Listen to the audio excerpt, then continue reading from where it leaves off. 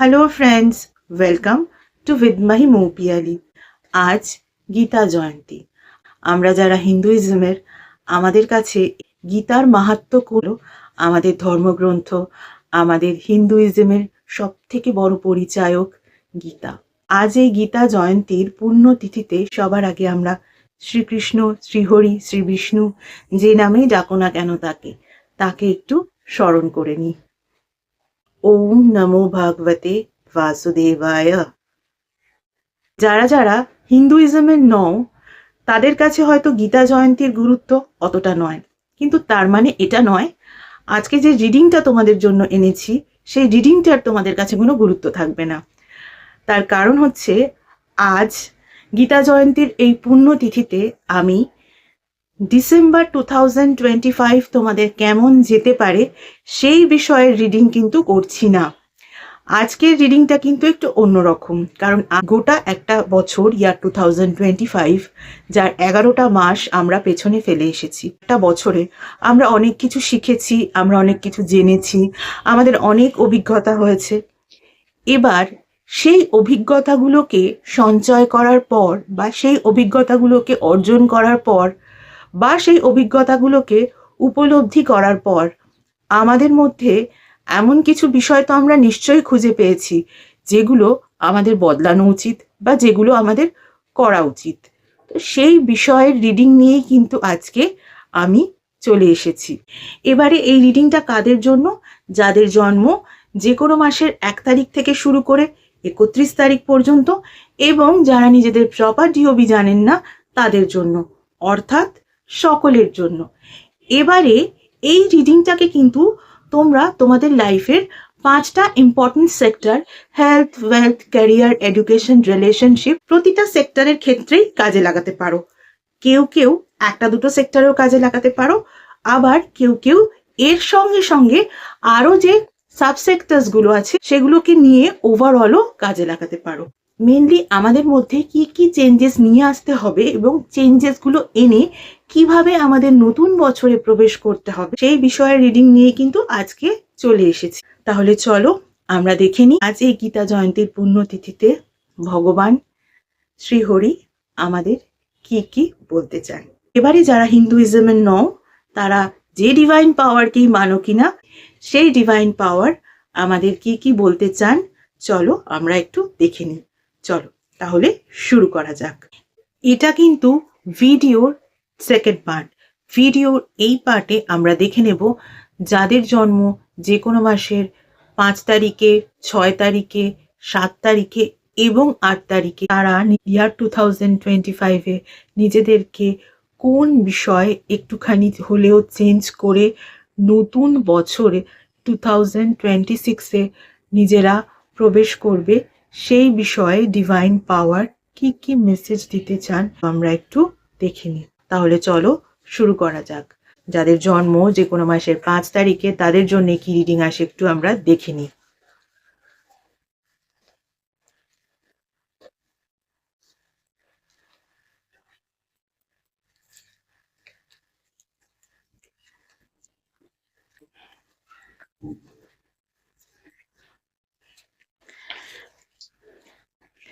দেখো, যাদের জন্ম যে কোনো মাসের 5 তারিখে তাদের জন্য একটা কার্ড আমি চুজ করে নিয়েছিলাম, আর 2টো কার্ড আমি চুজ করতাম, কিন্তু সেই 2টো কার্ড অলরেডি আমি যখন সাফল করছিলাম আমার হাতে এসেই পড়লো, তাহলে সেই কার্ডগুলোকে তো আমাকে নিতেই হচ্ছে।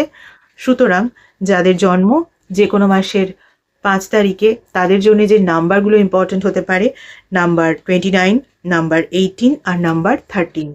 দেখো, তোমাদের জন্য যে ফার্স্ট কার্ডটা এসছে সেটা হচ্ছে ব্রিডের কার্ড, তার সঙ্গে সঙ্গে সারেন্ডিপিটির কার্ড, আর তার সঙ্গে সঙ্গে আন্ডারস্ট্যান্ডিংয়ের কার্ড। হয়তো এই গোটা বছর 2025-এ লাইফের বিভিন্ন সেক্টরে কাজ করেছো, কাজ করার পর সেই বিষয়টাকে ছেড়ে দিয়েছো, ভেবেছো তোমার যা করার হয়ে গেছে, বাকিটা যা হবার হবে। না, সেটা করলে কিন্তু হবে না। তুমি যদি মনে করো যে তোমার যে কাজগুলো করণীয় ছিল সেই কাজগুলোকে করা তো তোমার হয়ে গেছে, তারপর শান্তভাবে বসে আছো, এটা কিন্তু করো না। অনেক সময় এমন হয় কিছু কিছু কাজ আমাদের করে ছেড়ে দিতে হয়, কিন্তু কিছু কিছু কাজ এমনও হয় যেখানে সেগুলো করে ছেড়ে দিলে হয় না, সেই কাজগুলো হচ্ছে কি হচ্ছে না একটু তদারকি করতে হয়, একটু খোঁজ খবর নিতে হয়। আর নতুন বছরে কিন্তু এই পুরনো বছরের মতন যা হয়নি সেগুলোকে আবার ফরওয়ার্ড করে নিয়ে যেতে কার ভালো লাগে বলো? কারোর নিশ্চয়ই ভালো লাগে না। কাজকর্ম করতে হবে, যেগুলোকে ছেড়ে দেওয়ার, যেগুলো তোমার হাতে নেই সেগুলোকে ছেড়ে দাও, কিন্তু যেটা তোমার হাতে আছে সেই বিষয়গুলোকে কিন্তু করার পর একটু তদারকি করো। আর নিজের মধ্যে কিন্তু এই আন্ডারস্ট্যান্ডিং পাওয়ারটাকেও তোমাকে বাড়াতে হবে। সমস্ত কিছুতে কিন্তু অবুঝের মতন কাজ করাটাও ঠিক নয়, একটু বুঝে সুঝেও কাজ করতে হবে। চলো, এবারে যাদের জন্ম যে কোনো মাসের 6 তারিখে তাদের জন্য কি রিডিং আসে একটু দেখে নিই।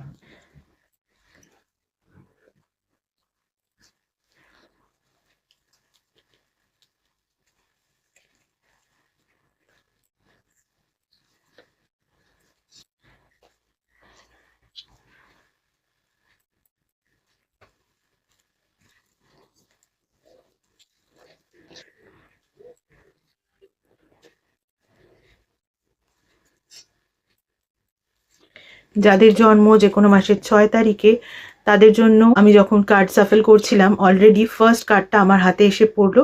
তারপর বাকি দুটো কার্ড তো আমি চুজ করেই নিলাম। তো ফার্স্ট কার্ডটাকে তো আমায় নিতেই হবে। তোমাদের জন্য যে নাম্বারগুলো ইম্পর্টেন্ট হতে পারে, নাম্বার 5, নাম্বার 34 আর নাম্বার 19। দেখো, তোমাদের জন্য যে ফার্স্ট কার্ডটা এসছে সেটা হচ্ছে অরফানেজের কার্ড, তার সঙ্গে সঙ্গে লেগ আপের কার্ড, আর তার সঙ্গে সঙ্গে স্পিরিচুয়াল প্র্যাকটিসের কার্ড। গোটা বছর 2025-এ তোমরা হয়তো লাইফের 5টা ইম্পর্টেন্ট সেক্টর থেকে এমন এমন আউটকাম পেয়েছো, এমন এমন রেজাল্ট পেয়েছো, যে কারণে গোটা বছর প্রচণ্ড হতাশার মধ্যে দিয়ে কেটেছে। ডিভাইন বলছেন এই বিষয়টাকে কিন্তু নতুন বছরে আর রাখলে হবে না, হতাশা কাটিয়ে ফেলো। তার সঙ্গে সঙ্গে তোমরা হয়তো এমন কোনো মানুষের ওপর নির্ভর করেছো যেই মানুষগুলো অ্যাকচুয়ালি নির্ভরযোগ্য নয়, তারাই হয়তো এই হতাশার কারণ। ফলে এই ধরনের মানুষগুলোর ওপরেও কিন্তু ভরসা করে এই জিনিসটা ভেবে তাদেরকে নিজেদের কাজের সারাউন্ডিংয়ে রাখার দরকার নেই। এবার তারা যদি নিজেদের একদম কাছের লোক হয় সেক্ষেত্রে তো তুমি পারবে না। কারা তারা হতে পারে সেটা তুমিই ভালো করে জানো। আর যদি তুমি বুঝতে না পারো, ডিভাইন কিন্তু তোমাকে বলছেন স্পিরিচুয়াল প্র্যাকটিস করতে, অর্থাৎ মেডিটেশন করো, স্পিরিচুয়াল প্লেসেসে ঘোরো, দেখো সেখানে গিয়ে বোঝো তোমার থেকেও কিন্তু দুঃখী মানুষ আরও পৃথিবীতে আছে, তুমি একাই আলটিমেট দুঃখী মানুষ নও। এবার পজিটিভনেস আনার চেষ্টা করো। দুঃখী হয়ে বসে থেকে কিন্তু কোনো লাভ নেই, সেই ব্যাপারটাকে কিন্তু নতুন বছরে আর রাখলে হবে না। নতুন বছরে কিন্তু এই ধরনের মানুষগুলোকেও তোমার লাইফ থেকে দূরে সরিয়ে দিতে হবে যারা অ্যাকচুয়ালি তোমার জন্য হেল্পফুল নয়। ফলে তুমিও আর দুঃখী হবে না, তুমিও হ্যাপিই থাকবে। তো হ্যাপিনেসের সঙ্গে কিন্তু নতুন বছরে প্রবেশ করতে হবে যাদের জন্ম যে কোনো মাসের 6 তারিখে। চলো, এবারে যাদের জন্ম যে কোনো মাসের 7 তারিখে তাদের জন্য কি রিডিং আসে একটু দেখে নিই।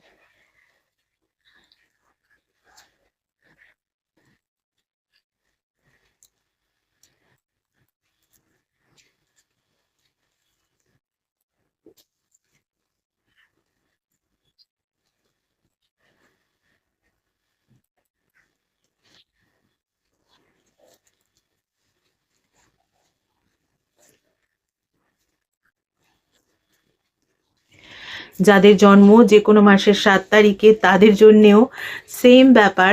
আজকে 3বারই তাই হলো পরপর। এক্ষেত্রেও আমি দুটো কার্ড তো চুজ করেই নিয়েছিলাম, 3 নাম্বার কার্ডটা আমার হাতে এসেই পড়লো, ফলে সেই কার্ডটাকেও আমাকে নিতে হচ্ছে। তোমাদের জন্য যে নাম্বারগুলো ইম্পর্টেন্ট হতে পারে সেই নাম্বারগুলো হচ্ছে নাম্বার 52, নাম্বার 10 আর নাম্বার 3। দেখো, তোমাদের জন্য যে ফার্স্ট কার্ডটা এসছে সেটা হচ্ছে মেন্ডিংয়ের কার্ড, তারপরে এসছে আনফিনিশড সিম্ফনির কার্ড, তারপরে এসছে দি লাইটের কার্ড। দেখো যে লাইফের কোনো একটা ইম্পর্টেন্ট সেক্টরের ইম্পর্টেন্ট কিছু কাজ যেটা তোমার মনে হয়েছে যে তুমি একেবারে কমপ্লিট করে ফেলেছো, বাট অ্যাকচুয়ালি তোমার কিন্তু সেই কাজটা পুরোপুরি কমপ্লিট হয়নি। ডিভাইন কিন্তু তোমাকে বলছেন কাজ কিন্তু এখনো কমপ্লিট হয়নি, আনফিনিশড হয়ে আছে। এই কাজটাকে আরও তুমি এগিয়ে নিয়ে যেতে পারো, এবং তারপরে কিন্তু তুমি যেটা পাবে সেটা হচ্ছে ডিলাইটমেন্টের মতো আনন্দ।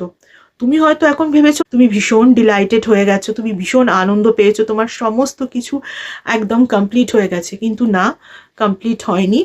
সবসময় যে কমপ্লিশনের বছর মানেই সব কিছু কমপ্লিট হয়ে যাবে সেটা নাও হতে পারে। আবার হতেও পারে, কিন্তু তোমার ক্ষেত্রে সেই বিষয়টা এখনো কমপ্লিট হয়নি। এবং এই রিডিংটা কিন্তু লাইফের ভীষণ একটা ইম্পর্টেন্ট কাজের ওপরেই এসেছে। তা না হলে কিন্তু মেন্ডিং, তার সঙ্গে সঙ্গে আনফিনিশডের ব্যাপার এবং তার সঙ্গে সঙ্গে ডিলাইটের ব্যাপার একসঙ্গে আসতো না। তাই তোমরা একটু দেখে নাও কোন ইম্পর্টেন্ট কাজ তোমাদের মনে হয়েছে তোমরা করে ফেলেছো, বাট সেটা কিন্তু এখনো আরো নতুন করে করা যেতে পারে, বলা যেতে পারে সেই কাজটা শেষই হয়নি হয়তো। চলো এবারে যাদের জন্ম যে কোনো মাসের 8 তারিখে তাদের জন্য কি কি রিডিং আসে একটু দেখে নিই।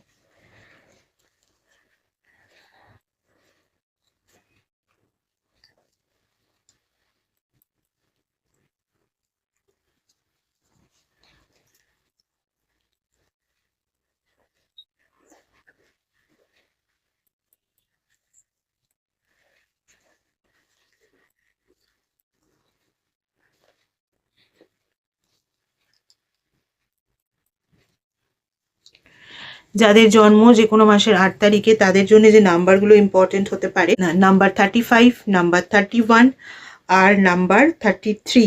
তোমাদের জন্য যে ফার্স্ট কার্ডটা আসছে লয়াল হার্টের কার্ড, তার সঙ্গে সঙ্গে ওয়াই এর কার্ড এবং তার সঙ্গে সঙ্গে গাইডেন্সের কার্ড।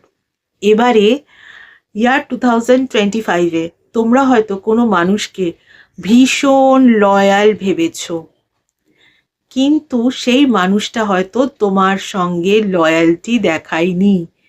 কেন দেখায়নি? সেই মানুষটা তো সবার সঙ্গে লয়াল হয়ে থাকে। তুমি তো জেনে বুঝেই সেখানে গেছো, চিনেই সেখানে গেছো, তার কাছে লয়্যালটি আশা করেছো, বাট সে তোমার সঙ্গে কিন্তু লয়াল ততটা হতে পারেনি। কেন হতে পারেনি? তোমার মনে কিন্তু এরকম প্রশ্ন বারংবার জাগছে বছরের শেষে এসে। এই বিষয়টাকে আর জাগানোর দরকার নেই। কে লয়াল আর কে লয়াল নয় এটা তো তোমরা বুঝেই গেছো, ফলে নতুন করে এই বিষয়টাকে নিয়ে আর ভেবে কোনো লাভ নেই। সেক্ষেত্রে তোমাকে কিন্তু এমন কাজ করতে বলা হচ্ছে যে প্রপার লোকের কাছে গাইডেন্স নাও। তুমি গাইডেন্স নিয়েছো, কিন্তু তোমাকে যারা গাইড করেছে তারা কিন্তু লয়াল লোকের কাছে তোমাকে পাঠায়নি। ফলে যারা গাইডেন্স তোমাকে দিয়েছে সেই গাইডেন্স দেওয়া লোকগুলোকে কিন্তু চেঞ্জ করে ফেলো। তার সঙ্গে সঙ্গে এই ভাবনাটাও মন থেকে সরিয়ে ফেলো যে কেন এটা হলো।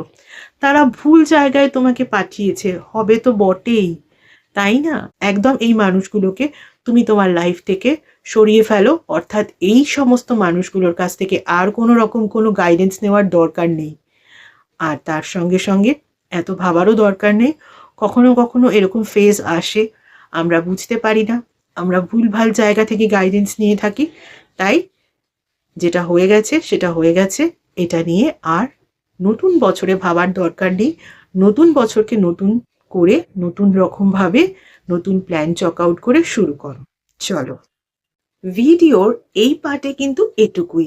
বাকি রিডিংগুলো দেখতে হলে কিন্তু দেখতে থাকতে হবে। এছাড়া যারা যারা আমার থেকে পার্সোনাল কনসালটেশন নিতে চাও তাদের বলবো, পার্সোনাল কনসালটেশন কিন্তু একেবারেই ফ্রি কনসালটেশন নয়। পার্সোনাল কনসালটেশন কিন্তু paid consultation. Regarding what? Regarding numerology, vastu, tarot reading, tarot healing, crystal healing, healing with Reiki, healing with meditation, healing with law of attraction, astrology, palmistry, সনাতন ধর্মীয় পদ্ধতিতে spell casting, সনাতন ধর্মীয় পদ্ধতিতে Mojo bag এবং এমন কিছু স্পেশাল রেমেডিস যেগুলো তোমাদের ওভারঅল ডিটেলস চেক করার পরেই দেওয়া যায়, এভাবে জেনারেলি দেওয়া যায় না, ইত্যাদি বিষয় আমার থেকে কনসালটেশন নিতে হলে কিন্তু স্ক্রিনে যে ইমেল আইডিটা দেখতে পাচ্ছ সেই ইমেল আইডিতে মেল করো তোমাদের অ্যাপয়েন্টমেন্ট বুক করার জন্য।